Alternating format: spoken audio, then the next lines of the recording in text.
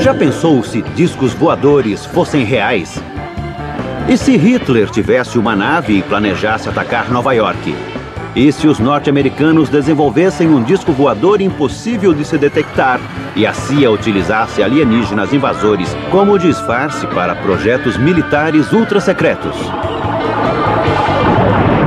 Hoje vamos revelar que isto é tudo verdade. Os verdadeiros discos voadores.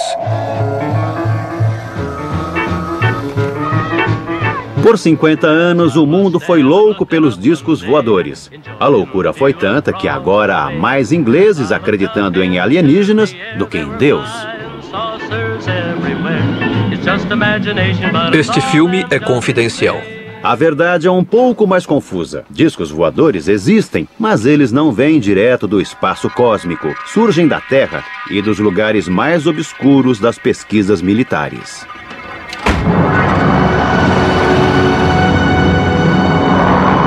Tudo começou no ano de 1932 em Bucareste, quando este homem, um engenheiro de voo chamado Henry Coanda, fez uma extraordinária descoberta utilizando um objeto voador em forma de disco. Uma das primeiras pessoas a ver a experiência de Coanda foi Radu Manikatid, então um estudante da aeronáutica de 20 anos. O disco subiu até o teto e ficou lá. Achei aquilo magnífico. Isso nunca teria passado pela minha cabeça. Estamos acostumados com ideias mais comuns quando o assunto é voar. O jovem Radu tinha testemunhado o primeiro disco voador do mundo. E ele funcionava assim. Se lançarmos ar num objeto em forma de disco, seu curso seguirá as curvas da superfície deste objeto. O ar é literalmente sugado pela parte superior e circula por toda a parte inferior. Coanda achou que poderia diminuir a pressão da parte superior e aumentar a da inferior, provocando a levitação da aeronave. Isso ficou conhecido como efeito de Coanda. É o princípio da teoria de voo deste objeto. Era uma ideia muito simples, mas alguém precisava ter pensado nela antes. Então aconteceu algo que mudaria totalmente o curso de desenvolvimento do disco. Em 1939, a guerra explodiu e por um longo período o mundo investiu em pesquisas de novas armas e maneiras de disseminá-las. Mas a simples ideia de Coanda estava prestes a ter sua vez. O chefe nazista de tecnologia, Werner von Braun, comandou o desenvolvimento de novas armas de seu quartel ultra-secreto em Peenemünde, na Alemanha.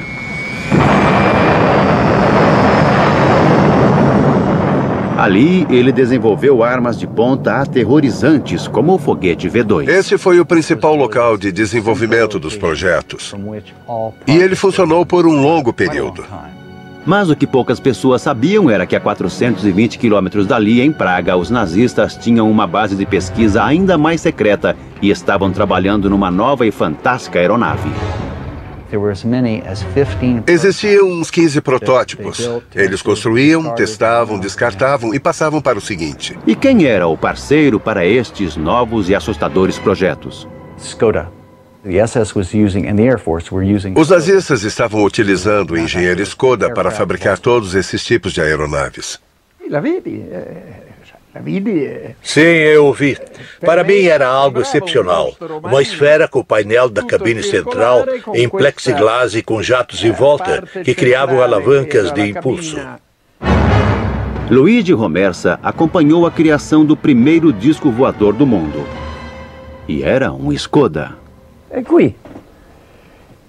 Aqui dá para ver o piloto desenhado na cabine. Ele pilotaria os discos em pé. De acordo com Romersa, um Hitler cada vez mais desesperado e iludido planejava utilizar suas novas armas secretas num ataque devastador sobre Nova York.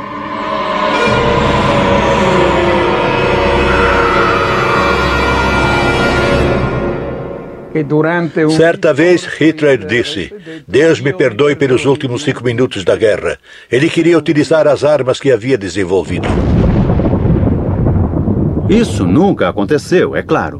Os russos estavam avançando sobre Praga e enquanto a retaguarda alemã lutava desesperadamente nas ruas, os cientistas do plano secreto Skoda tentavam destruir as evidências de suas pesquisas. A pressão do inimigo estava insuportável. O campo de aviação foi detonado com dinamite e o disco explodiu com o resto do equipamento. Eles tiraram os discos de seus suportes e colocaram na pista. Aí detonaram com cargas explosivas, fazendo com que queimassem ali na pista na frente de todos.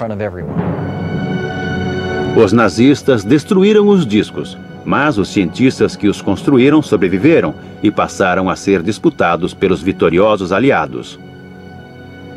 Quem venceria a corrida pelos segredos dos inventores do disco voador?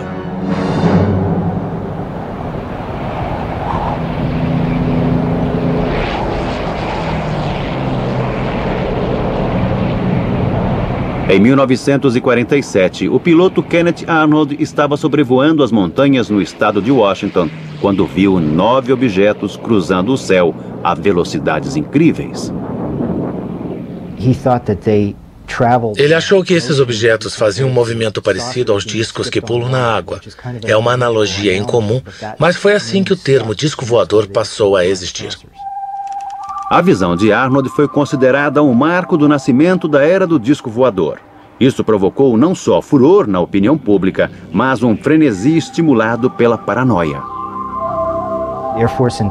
A inteligência norte-americana chegou a pensar em espionagem dos soviéticos.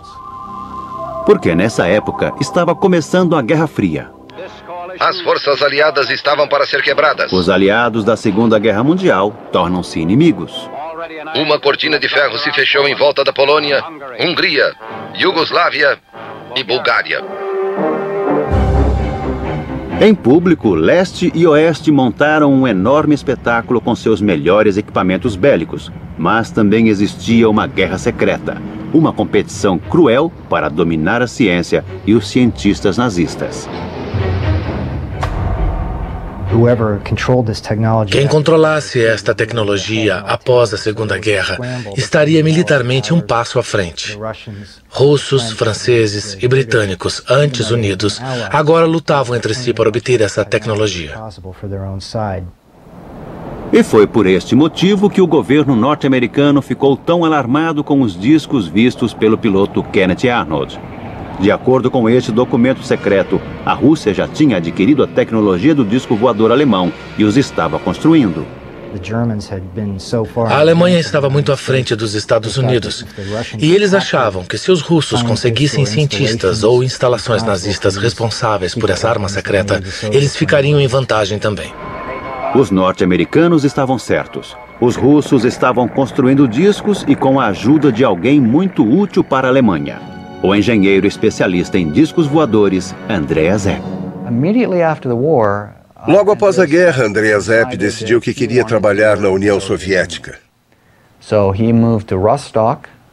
Então ele se mudou para Rostock e foi contatado por agentes soviéticos que pareciam saber quem ele era. É claro que Epp gostou muito de ter o seu valor reconhecido por aqueles que os menosprezaram. Pensei, tenho que continuar. Devo isso às pessoas que trabalharam nesse projeto. Então, eu comecei a construir um disco voador. Primeiro, Epp desenvolveu o mecanismo de direção do disco soviético. Essa era a especialidade de Epp nesse tipo de disco. Fazer a direção responder aos comandos, atrelando-os aos movimentos do disco. De acordo com Epp, o disco russo era extraordinariamente manobrável e também versátil, como deveria ser. Era um jato e eles queriam algo que pudesse ser utilizado em regiões polares, o que era bastante interessante. A razão era óbvia. O trajeto mais rápido para a América do Norte era através do Polo. Este fato não era ignorado pelos Estados Unidos, um país cada vez mais paranoico. Até mesmo Hollywood suspeitava que os russos estivessem projetando algum tipo de disco voador. O primeiro país que desvendar o segredo do disco voador irá controlar os céus de todo mundo e não quero que seja a Rússia. Muitos discos avistados estavam no noroeste dos Estados Unidos, próximos à fábrica da Boeing em Seattle, onde se construía os bombardeiros, e também da reserva nuclear Hanford, no estado de Washington, onde se produzia o plutônio para as bombas nucleares. Essas regiões eram muito importantes estrategicamente e as mais próximas da União Soviética. Era também por onde se esperava que chegassem os aviões soviéticos. Naquele momento, os discos surgiam em toda parte. Dificilmente uma cidade ou um cenário de filmagem estariam a salvo. O governo precisava acabar com a especulação e, para tal, seus especialistas em guerra psicológica apresentaram um plano perfeito em duas partes. Primeiro, uma personalidade militar mais experiente negaria firmemente que qualquer coisa estava acontecendo, mas por segurança se espalharia rumores de que os discos voadores surgiram do espaço cósmico. Entreguei a mensagem, e agora? O plano foi lançado numa coletiva realizada no Pentágono em julho de 1952, um momento decisivo na história do disco voador. Este é o Major-General John A. Sanford, diretor da inteligência da Força Aérea dos Estados Unidos e quem conduziu a coletiva. O trabalho de Sanford era negar que havia qualquer coisa de importante naquelas visões. Não aconteceu nada com nenhum padrão de consistência que possa ser relacionado com qualquer ameaça aos Estados Unidos. Para discutir a teoria dos invasores alienígenas, foi convocado o major aposentado Donald Keyhoe, o importante escritor da época. Major Keyhoe, como autor do livro Os Discos Voadores São Reais, qual a sua opinião sobre essas novas visões de objetos não identificados? Com o devido respeito, acredito que será provado que são de origem interplanetária. Era um plano simples e muito engenhoso. Agora, todos que vissem um disco militar seriam encorajados a acreditar que se tratava de alienígenas, enquanto o resto das pessoas acharia muita graça. Ele ficou lá por muitos minutos, não posso negar o que vi. A imprensa adorou a história dos alienígenas e a abordou com entusiasmo. A mesma edição da revista Life, que lançou Marilyn Monroe como estrela, também fez a carreira de muitos monstros de Marte. Naquele artigo foram entrevistados alguns governantes anônimos e especialistas militares, e eles sustentaram a ideia de que discos voadores não poderiam ser fabricados pelo homem, nem seriam armas secretas ou fenômenos sobrenaturais. Então, a alternativa restante era que eles vinham de outro planeta, e aquela foi uma das primeiras vezes em que a teoria recebeu uma publicidade maior. Nunca antes um filme deflagrou tal estado de euforia, um espetáculo emocionante. Os textos de Donald Keyhoe inspiraram o mais clássico filme sobre o tema, Heart vs. Flying Saucers, que contava com o perito em efeitos especiais Ray Harryhausen. A ideia fundamental veio de um de seus livros sobre discos voadores. Eu sabia que o governo tinha realizado muitas experiências com objetos voadores circulares e as mantiveram em segredo. A ideia era que todos acreditassem que alienígenas vinham do espaço cósmico. De fato, o governo estava tão interessado no filme que o produtor Charles Schneer tinha por tarefa mantê-lo informado sobre o que acontecia ali. Sem dúvida, assim que o roteiro foi finalizado, tenho certeza de que Charles o entregou a pessoas importantes e a membros do programa espacial.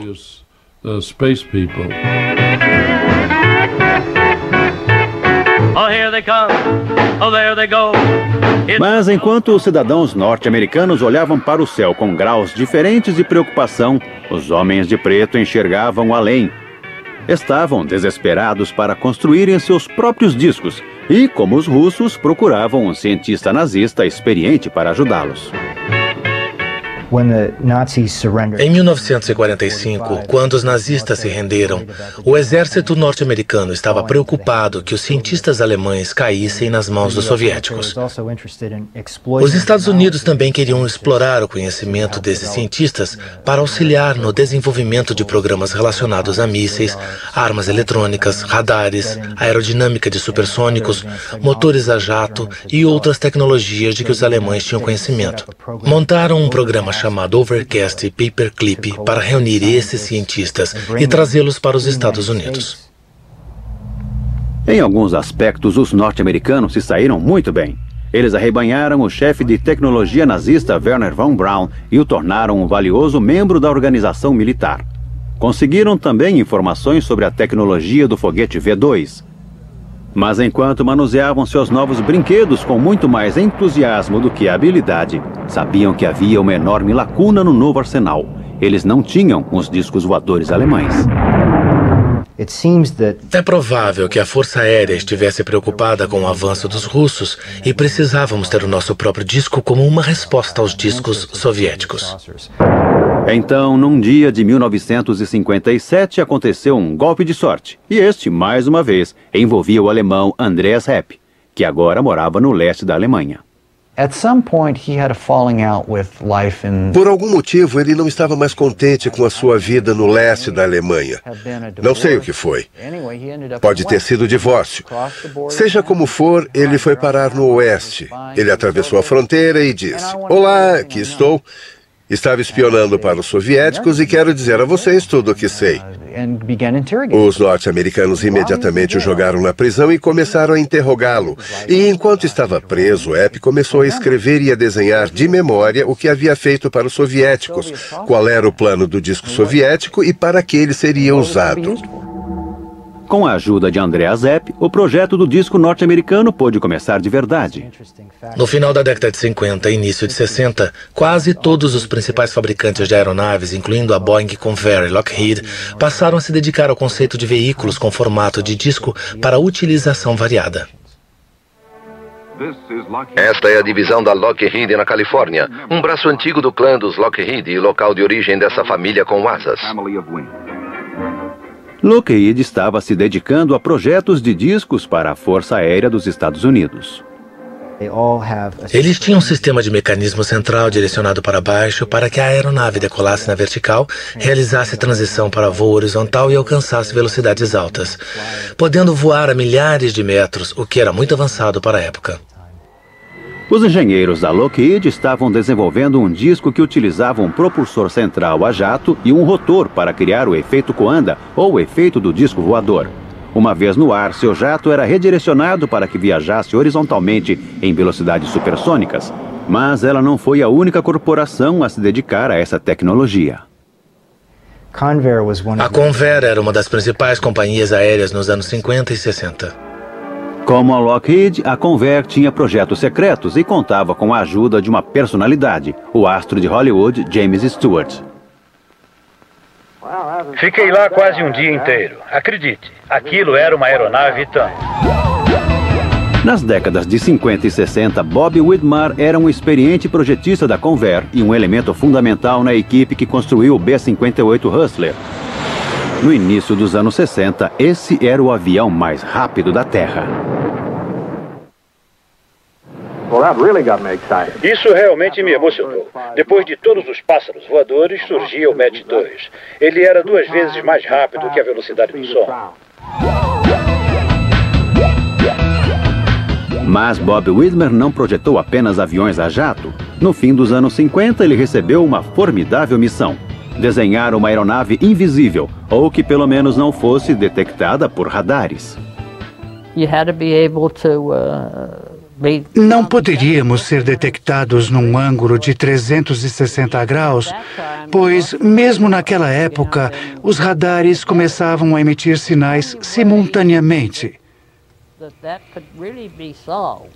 O único jeito de resolver isso era fabricar algo que tivesse a mesma forma de um disco.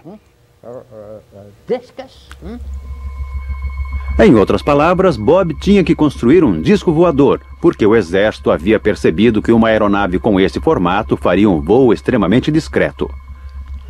Aviões convencionais são detectados, pois refletem os sinais emitidos pelos radares. Um disco, ou disco voador, por outro lado, devolve sinais imprecisos e confusos. O projeto da aeronave invisível ao radar causou um enorme alvoroço nos círculos militares. E um dia, algumas figuras sombrias visitaram Bob. A primeira vez que me procuraram, eu não sabia quem eles eram. E eles não me disseram, a CIA me mandou aqui, veja meu distintivo. Eu me tornei um membro do clube. Não sei se era realmente a CIA. Isso nos mostra a forma como eles eram sigilosos. De fato, a CIA estava sendo até mais misteriosa do que o normal, porque não combatia somente inimigos dos norte-americanos. Era uma guerra secreta contra a própria Força Aérea dos Estados Unidos, que não poderia ter conhecimento sobre os aviões invisíveis. Eles enganavam, mentiam, eram desonestos.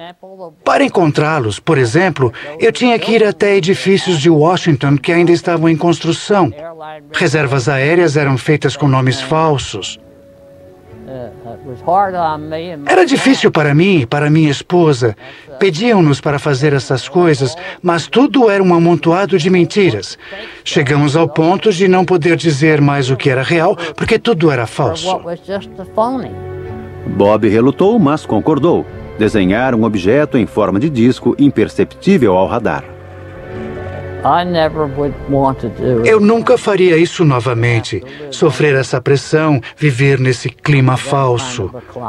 Não podíamos falar com ninguém, exceto em alguns lugares escolhidos por eles. Tudo era tão confidencial que não poderia existir nenhuma menção ou referência ao plano que levava o nome de Black Project, Projeto Negro. Tudo era muito estranho e misterioso. As coisas eram obscuras ao extremo. Vivíamos na extrema obscuridade. O projeto de Bob nunca veio a público e a CIA eliminou todos os seus registros e desenhos. Bem, eu acho que a nossa história termina assim. Ou não. Enquanto a CIA mantinha Bob na escuridão, outra aeronave estava sendo trazida à luz.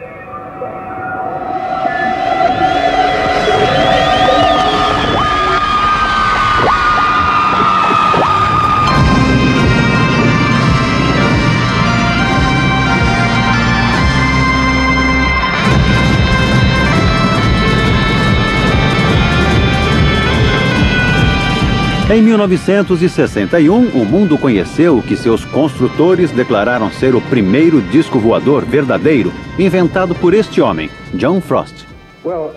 Bom, o exército dos Estados Unidos estava interessado num veículo que pudesse voar próximo ao chão, que não fosse impedido por barricadas, rios e que saltasse sobre cercas e árvores. Entretanto, havia problemas concretos com o Avrocar, como recorda Doug Garland, um dos engenheiros de túnel aerodinâmico. Testamos o Avrocar numa passagem subterrânea, mas era muito instável.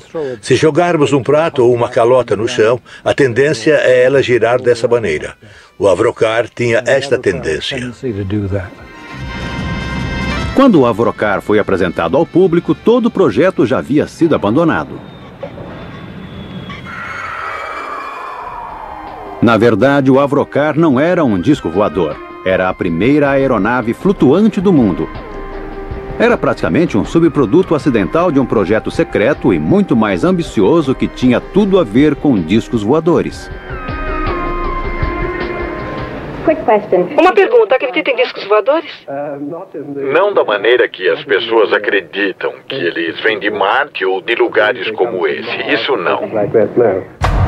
John Frost não acreditava em discos voadores vindos de Marte, mas acreditava neles porque, secretamente, estava construindo um. Este filme é confidencial. Desenvolvimento de disco voador. Avro. Esse filme nunca havia sido visto pelo público. foi feito estritamente para umas poucas pessoas do Exército. Ele registra o trabalho da equipe dos projetos especiais ultra-secretos Avro, liderado por John Frost.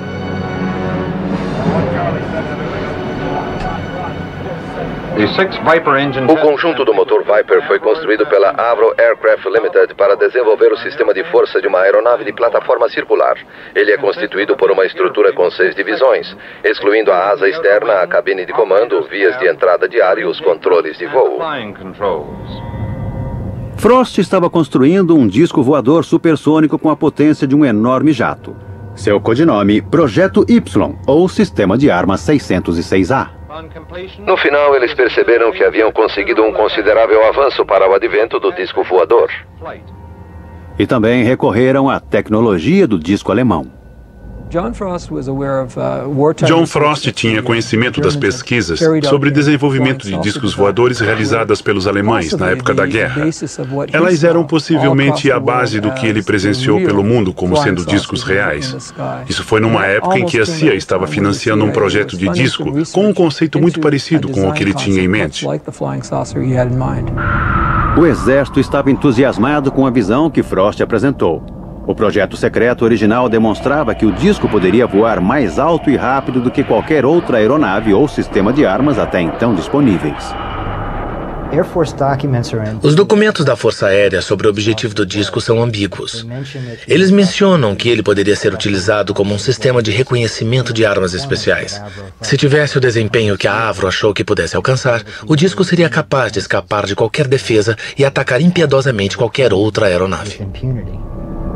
Entusiasmado, o exército injetou quantias enormes de dinheiro no projeto. O grupo de projetos especiais tornou-se com isso uma entidade. Conseguiram um lugar na área de teste de voos e começaram a se dedicar ao que Frost via como uma forma ideal, um disco voador completamente circular. Eu não tinha ideia de que pudesse existir algo como o grupo de projetos especiais, porque tudo era considerado ultra secreto.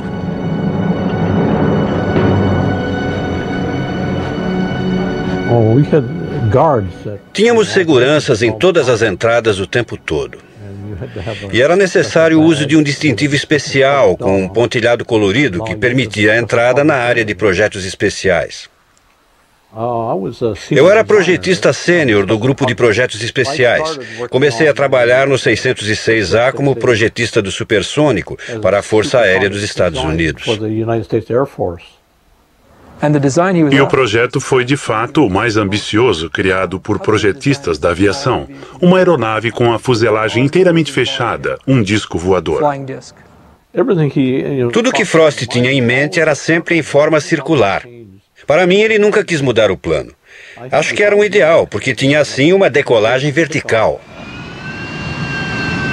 Mas, na verdade, o fantástico disco voador supersônico que Frost imaginara estava muito longe de se tornar realidade. Seu projeto era uma das utilizações mais autênticas do efeito Coanda e tinha 6 jatos potentes que aspiravam o ar sobre sua base. Isso possibilitava a levitação e o manejo do disco, mas não seria fácil nem seguro testar essa aeronave e seus 6 jatos potentes. Ray Takushi foi responsável pela construção de um equipamento de teste. Era uma forma com 6 lados, e então construímos o mecanismo sobre ele. Quero dizer, a parte interior do 606A com os motores potentes e também com o ventilador. Cada conjunto de rotação está condensado num anel superior e inferior de lâminas compressoras e um anel central de lâminas turbinadas. As lâminas turbinadas estão alinhadas num tubo de exaustão que está associado à estrutura fixa. Ken Lockwood foi outro engenheiro do grupo de projetos especiais. Eu era engenheiro de execução. Havia me dedicado a projetos supersônicos na Inglaterra. E quando fui chamado, eu não acreditava que o projeto fosse tão incomum. Cada divisão do motor Armstrong Siddeley Viper serve como um gerador para impulsionar a combinação do compressor turbinado de localização central. De fato, é uma aeronave com tamanho padrão, numa construção de concreto para testar os motores e os sistemas que se transformarão nos sistemas de armas 606A. Os discos tinham que ter um desempenho magnífico porque o motor era enorme. Produzia tanta propulsão que a aeronave poderia decolar verticalmente e, de acordo com os estudos, poderia voar numa velocidade de 3 a 5 mil quilômetros por hora. O ar entra no compressor e, após passar pela asa interna, é liberado por uma série de aberturas. Então veio o período de teste. O que estavam tentando fazer era deter uma das mais potentes aeronaves supersônicas já construídas. Era uma tarefa desafiadora.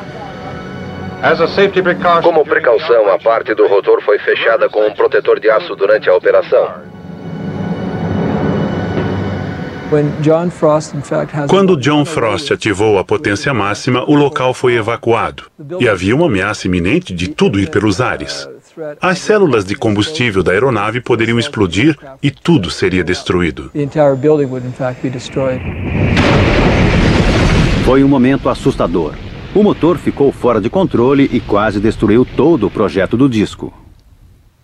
Todos desapareceram e foram se esconder atrás do prédio, exceto uma pessoa. Um dos engenheiros presentes no teste foi até o disco e simplesmente interrompeu a linha de combustível que vinha do motor. Depois disso, eles consideraram perigoso continuar e abandonaram tudo. O avião espião U-2 da CIA foi um Black Project, projeto negro clássico. Funcionou em absoluto sigilo por mais de 8 anos. E teria continuado em segredo até hoje se não fosse o dramático acontecimento em 1960, quando o piloto de U-2, Gary Powers, foi abatido na Rússia e detido por 2 anos até ser trocado por um espião russo. A própria CIA afirma que 50% das imagens de objetos voadores não identificados foram provocadas pelo U-2. O U-2 voou mais alto do que se acreditava que um avião pudesse voar. Não é de surpreender que a sua aparição, principalmente quando vista de outro avião, causasse tanto medo e admiração. Mas o fiasco do U-2 serviu para provar ao menos uma coisa. A não ser em caso de queda, a história de discos voadores alienígenas é um disfarce bastante eficiente para uma aeronave secreta em forma de disco. Pode-se manter a mentira por anos. Me assusta quando fala assim. O disco de Frost desapareceu na escuridão do sigilo oficial. E os observadores de OVNIs dos Estados Unidos fundaram uma organização. Em Washington, um grupo fechado e não oficial conhecido como NICAP, Comitê Nacional de Investigações de Fenômenos Aéreos, convocou uma conferência e reacendeu uma antiga discussão com a Força Aérea. O NICAP foi a principal voz da teoria do disco voador. Era dirigido por um importante escritor de ficção, o mesmo que havia lançado a ideia dos alienígenas naquela extraordinária coletiva de 1952. 14 anos depois, ele ainda estava caçando alienígenas. O diretor do NICAP, Major Donald E. Kehoe, um oficial aposentado dos fuzileiros, insistiu que a Força Aérea sabia mais do que estava dizendo. Estamos sendo observados por uma máquina que está muito além de nós, muito mais desenvolvida, e deve ser controlada por uma civilização mais avançada. E pela enésima vez em muitos anos, a Força Aérea foi chamada diante do Congresso e disse não estar escondendo nada. Harold Brown, secretário da Força Aérea. Nós não estamos escondendo nada. Tudo parecia tão simples. Os curiosos acusam os militares de encobrir uma invasão alienígena iminente, e os militares negam. Mas ninguém enxerga uma terceira possibilidade de que os OVNIs sejam equipamentos militares.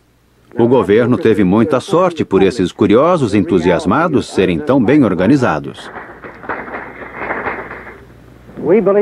Acreditamos que os OVNIs são reais e que eles vêm do espaço e que são controlados por vida inteligente. Acontece que tal organização não era um produto de sorte. O NICAP foi liderado pelos Homens das Sombras.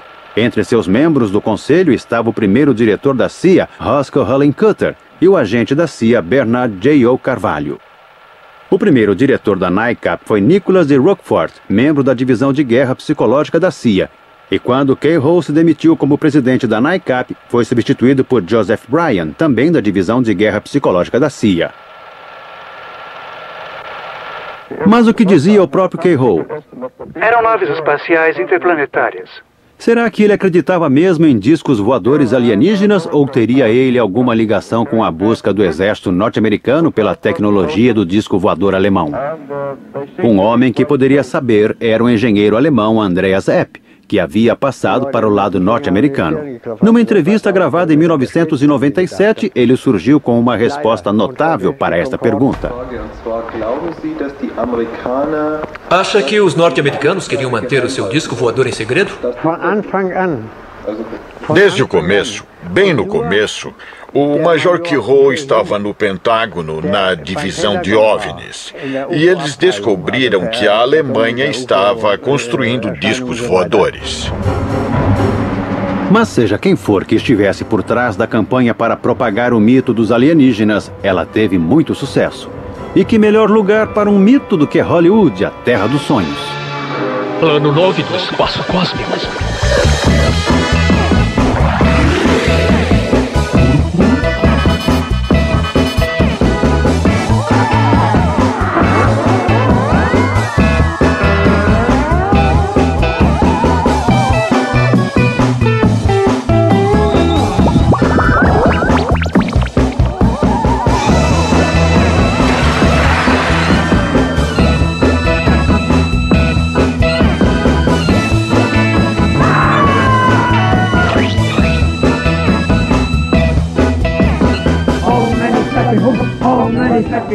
Isso até inspirou uma religião.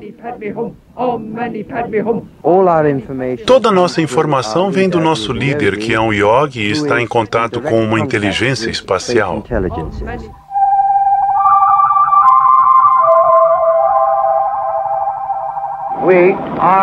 Nós somos seus amigos. Nós somos seus amigos.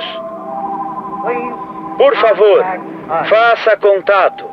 Então, em 11 de novembro de 1987, eles fizeram. Tudo começou quando um empresário de sucesso chamado Ed Walters viu uma luz estranha no seu jardim.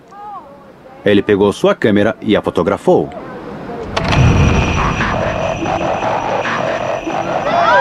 Foi a primeira de dezenas de aparições que viriam nos anos seguintes.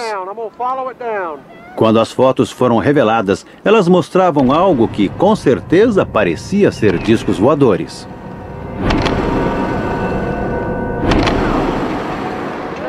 Os discos foram vistos por centenas de pessoas, desde policiais até padres. Algumas testemunhas mais exaltadas chegaram a sugerir que haviam se encontrado com os alienígenas, mas aí um homem viu as fotografias e chegou a uma conclusão bastante diferente. E ele sabia muito bem sobre o que estava falando.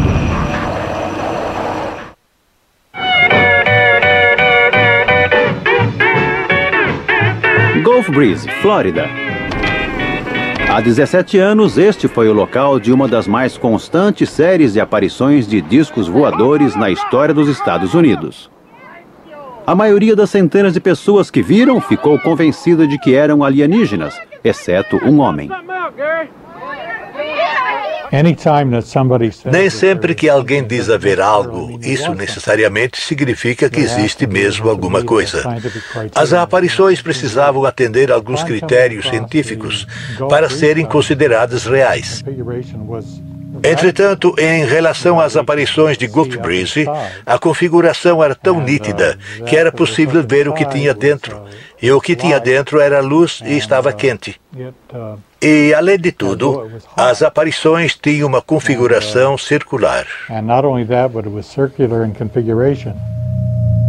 Boyd Bushman achou ter identificado o tipo de propulsor desses discos, e ele pôde perceber isso porque trabalhava com a mesma tecnologia. Bushman havia passado 35 anos trabalhando em projetos de armas. Ele tinha criado o protótipo do míssil Stinger antes de se mudar para Lockheed, o centro de desenvolvimento de discos da indústria militar.